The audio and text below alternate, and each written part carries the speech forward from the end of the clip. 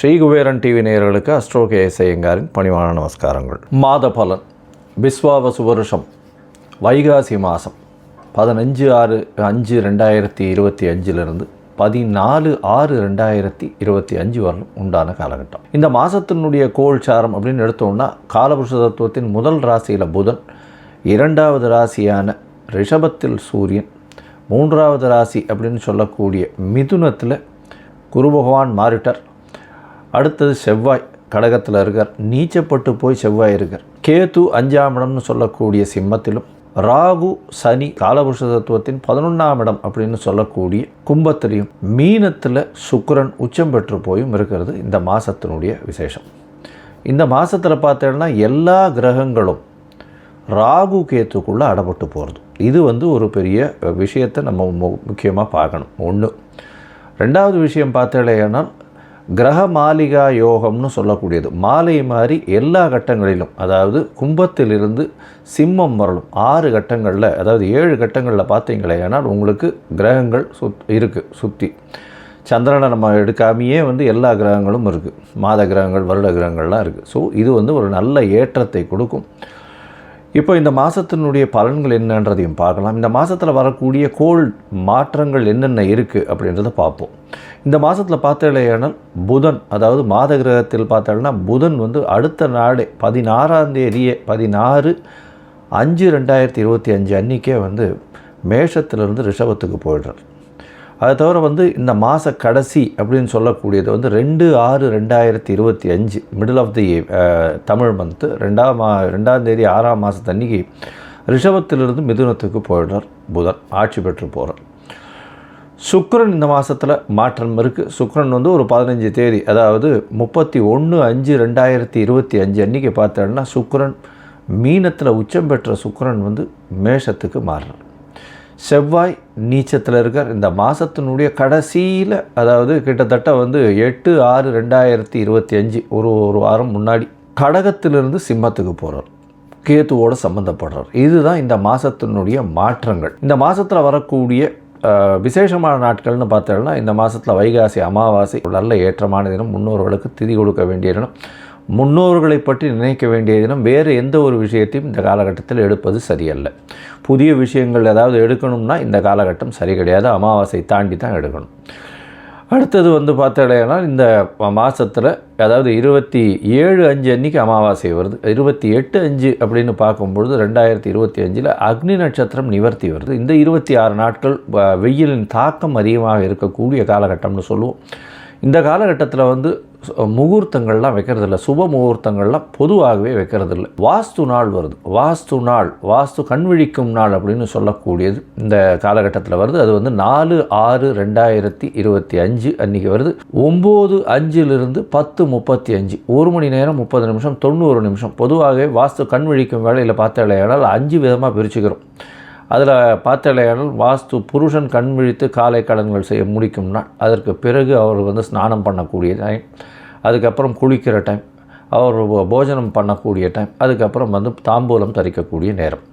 இது எல்லாமே 18 நிமிஷமாக பிரிச்சுடுறோம். இதில் கடைசியில் இந்த 10:35 மைனஸ் ஒரு 36 நிமிஷம் பார்த்தாலேனா 9:59 10:35 வரலாம் இருக்கக்கூடிய நேரத்தில் இந்த வாஸ்து, அதாவது தாம்பூலம் தரிக்கும் நேரமும் சாப்பிடும் நேரத்திலையும் இந்த வாஸ்து, ஏதாவது ஒரு புதிய வீடு கட்டணும், கன்ஸ்ட்ரக்ஷன் பண்ணணும், பெருசாக வாசக்கால் வைக்கணும், அதோட நிலம் பதிவு பண்ணணும், இந்த மாதிரியான விஷயங்கள் பண்ணீர்களேயானால் கண்டிப்பாக உங்களுக்கு ஏற்றத்தை கொடுக்கும். அந்த ப்ராஜெக்ட் ஆரம்பிக்கிற ப்ராஜெக்ட் நல்லபடியாக முடியக்கூடிய வாய்ப்புகள் உண்டு.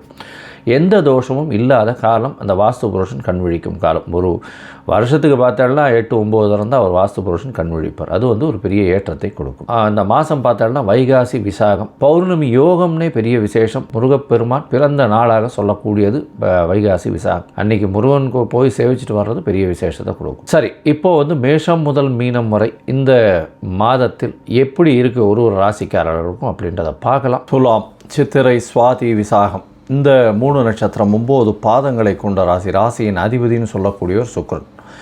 இந்த வைகாசி மாதம் விஸ்வாவசு வருஷத்தில் பார்த்தோம்னா உங்களுடைய ராசிநாதன் 6ஆம் இடத்தில் உச்சம் பெற்று போயிருக்கிறது ரொம்ப பெரிய விசேஷம். 6ஆம் இடத்துல பார்த்தாலேயானால் 15 நாள், அதாவது கிட்டத்தட்ட இந்த மாத கடைசி 31/5 வரலும் பார்த்தாலேயானால் அவர் உச்சம் பெற்று இருக்கிறதும், அதாவது 31/5 அன்றைக்கி தான் வந்து சம சப்தமத்தில் வரும், அது வரலும் உச்சம் பெற்று 6ஆம் இடத்துல இருக்கிறது ரொம்ப பெரிய விசேஷத்தை கொடுக்கறது. இந்த காலகட்டத்தில் உங்களுக்கு திருமண பாக்கியம் அமையக்கூடும். அதாவது அவர் 7ஆம் இடத்துல வரும்போது சுக்கிரன் சமசப்தமத்தில் இருக்கும்பொழுதும் குருவின் பார்வை வேறு 9ஆம் இடத்துலேருந்து இருக்குது. இந்த காலகட்டத்தில் உங்களுக்கு திருமண யோகம் அமையும், எடுத்த காரியங்கள் நிறைவேறக்கூடிய பாக்கியம் உண்டு, வெளிநாடு வெளியூர் போகக்கூடிய வாய்ப்புகள் நிச்சயமாக உண்டு. ஏன்னா 9ஆம் இடத்துல குரு பகவான் வேறு, 5ஆம் இடத்துல உங்களுக்கு வந்து சனியும் ராகுவும் இருக்கிறது பெரிய விசேஷம். உங்களுடைய அதாவது 5ஆம் இடம்னு சொல்லக்கூடியதும் புத்திரஸ்தானம், சனியும் ராகுவும் இருக்கிறதுனால கண்டிப்பாக குழந்தை பிறக்கக்கூடிய வாய்ப்பு உண்டு. ரொம்ப நாளாக குழந்தை பிராப்தி இல்லாதவர்களுக்கு இப்போ ஒரு குழந்தை பிராப்தி உண்டு. ஏன்னா குரு வந்து சனி ராகுவையும் பார்க்குறார். இது வந்து ஒரு பெரிய விசேஷம், ஏற்றத்தை கொடுக்கக்கூடிய காலகட்டமாக அமையும். உங்களுக்கு பதவி புகழ் அந்தஸ்து கௌரவம்லாம் வரக்கூடிய காலகட்டமாக அமைய போகிறது. 11ஆம் இடத்துல இருக்கக்கூடிய கேது ஒரு பெரிய ஏற்றத்தை கொடுக்க போகிறார். இந்த காலகட்டத்தில் உங்களுடைய ராசிநாதனம் உச்சம் பெற்று போயிருக்கிறது ரொம்பவுமே விசேஷம். இந்த பொதுவாகவே பார்த்தோம்னா மாத பலன்னு சொல்லக்கூடியது சூரியன், செவ்வாய், புதன் மற்றும் சுக்கிரன், இந்த 4 கிரகங்களை வச்சு சொல்லுவோம். இந்த மாதம் பார்த்தாலேயானால் உங்களுடைய ராசிக்கு 6ஆம் இடத்துல உச்சம் பெற்ற சுக்கிரன் உங்களுக்கு புதிய வேலையை ஏற்படுத்தி கொடுக்கக்கூடிய காலகட்டமாக அமையும். புதிய வேலை அமையும், வேலையில் பெரிய ஏற்றம் அமையக்கூடிய காலகட்டம். உச்சம் பெற்ற சுக்கிரன்றதுனால எடுத்த காரியங்கள் நிறைவேறும், போட்டித் தேர்வு அந்த மாதிரியான விஷயங்களில் வெற்றி பெறக்கூடிய வாய்ப்புகள் உண்டு, வெளிநாடு போகக்கூடிய பாக்கியம் உண்டு. அது தவிர சமசப்தமத்தில் வந்து அதாவது சுக்கிரன் வரும்பொழுது திருமண பாக்கியம் அமையக்கூடிய வாய்ப்புகள் நிச்சயமாக உண்டு. அதோடு பார்த்தாலேயானால் புதன் உங்களுடைய ராசிக்கு 7, 8, 9ன்னு 3 ஸ்தானத்தில் போகிறார். இந்த காலகட்டத்தில் பார்த்தாலேன்னா 8ஆம் இடம் போய் மறைஞ்சாலும் புதன் அதீதமான கல்வியை கொடுப்பார். அதற்கு பிறகு அதாவது 16ஆம் தேதி 16/5 அன்றைக்கே வந்து புதன் 7ஆம் இடத்துலேருந்து 8ஆம் இடம் போகிறார். அதுக்கப்புறம் ஒரு 20 நாள் தான் இருக்கார். அதுக்கப்புறம் வந்து அவர் 9ஆம் இடம் போய்ட்டார். 8ஆம் இடத்துல மறைஞ்சு புதன் இருந்தாலும் இந்த ரேஸு, லாட்ரி, ஷேர் இந்த மாதிரியான விஷயங்களில் திடீர் லாபங்கள் வரும். அதுவும் வந்து இந்த கலைத்துறையில் இருக்கிறவங்க, வெண்ணிற ஆடைகள், அதாவது கார்மெண்ட் இண்டஸ்ட்ரி வச்சுருக்கிறவங்க, பால் பதனிடும் தொழில், பால் மற்றும் தொழில்கள், அது தவிர வந்து டாக்டர்ஸ் வந்து இந்த சர்ஜரி, அதாவது சூப்பர் ஸ்பெஷாலிட்டி MCH படிக்கிறாங்க இல்லையா, அந்த மாதிரி சர்ஜரி ஸ்பெஷாலிட்டி பண்ணுறவங்களுக்கெல்லாம் பெரிய ஏற்றம் கிடைக்கக்கூடிய காலகட்டம். அதுபோல் ராசிக்கு 9ஆம் இடம், அதாவது 10ஆம் இடத்துல செவ்வாய் நீச்சம், சப்தமாதிபதி 10ஆம் இடத்துல நீச்சப்படுறதுனால கூட்டு தொழிலில் கொஞ்சம் ஜாகிரதையாக இருக்கிறது நல்லது. கூட்டு தொழிலில் வந்து அதிகமான இன்வெஸ்ட்மெண்ட் வேண்டாம், பொறுமையாக இருக்கிறது ரொம்பவும் நல்லது. இந்த மாத கடைசியில், அதாவது வைகாசி மாத கடைசி 21 நாளில் வந்து பார்த்தோம்னா, அதாவது 8/6/2025 உங்களுடைய ராசிக்கு 10ஆம் இடத்துல இருக்கக்கூடிய செவ்வாய் 11ஆம் இடத்துக்கு போகிறார். 11ஆம் இடத்துக்கு போகிறது பெரிய விசேஷத்தை கொடுக்க போகிறது. ஏன்னா 7ஆம் அதிபதி 11ஆம் இடத்துல போகிறதுனால கூட்டு தொழிலில் திடீர் லாபங்கள் வரக்கூடிய வாய்ப்புகள் நிச்சயமாக உண்டு. உடல் நலத்தில் நல்ல ஏற்றம் இருக்கும். மொத்தத்தில் பார்த்தாலேயானால் இந்த துளாராசிக்காரர்களுக்கு பெரிய ஏற்றமான காலமாக இருக்கும். உடல்நிலையில் ஏற்றம், ராசிநாதன் உச்சம் பெறுறதும் குருவின் பார்வை இருக்கிறதுனால உடல்நிலையில் ஏற்றம், தீர்க்கமான எண்ணங்கள் உண்டு. வெளிநாடு வெளியூர் வெளிமாநிலம் சென்று படிக்கக்கூடிய வாய்ப்புகள் மிகவும் அதிகம்.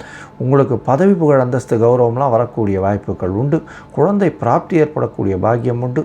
திருமண பாக்கியம் ஏற்படக்கூடிய வாய்ப்புகள் உண்டு. தந்தையின் உடல் நலத்தில் சற்று பின்னடைவு இருக்கக்கூடிய வாய்ப்புகள் உண்டு. தாயின் உடல்நிலையில் நல்ல ஒரு ஏற்றம் இருக்கக்கூடிய காலகட்டமாக அமைய போகிறது. இந்த காலகட்டத்தில் இந்த துளாராசிக்காரர்களுக்கு எல்லா விதமான ஏற்றங்களும் இருக்குது. சில நாட்கள் இவங்க வந்து இந்த முயற்சிகளை தவிர்த்து வைக்கணும். அது வந்து சந்திராஷ்டம நாட்கள். இந்த சந்திராஷ்டம நாட்கள் அப்படின்னு சொல்லக்கூடியது 26/5/2025 28/5/2025 வரலும் உண்டான காலகட்டம். இந்த துளாராசிக்காரர்கள் அருகில் இருக்கக்கூடிய லக்ஷ்மி நரசிம்ம பெருமாளை போய் சேவிச்சுட்டு வர்றதும், அவருக்கு வந்து ஒரு துளசி மாலை போடுறதும், அதை தவிர வந்து ஸ்ரீரங்கம் போயிட்டு சேவிச்சுட்டு வர்றதும் பெரிய ஏற்றத்தையும் மாற்றத்தையும் அவர்களுடைய வாழ்வில் நிச்சயமாக கொடுக்கும். ஸ்ரீ குபேரன் டிவியை பார்த்தமைக்கு நன்றிகள். மேலும் இது போன்ற தகவல்களை தெரிந்து கொள்ள ஸ்ரீ குபேரன் டிவியை சப்ஸ்கிரைப் செய்யுங்கள். மறக்காமல் பெல் ஐக்கானை கிளிக் செய்யுங்கள்.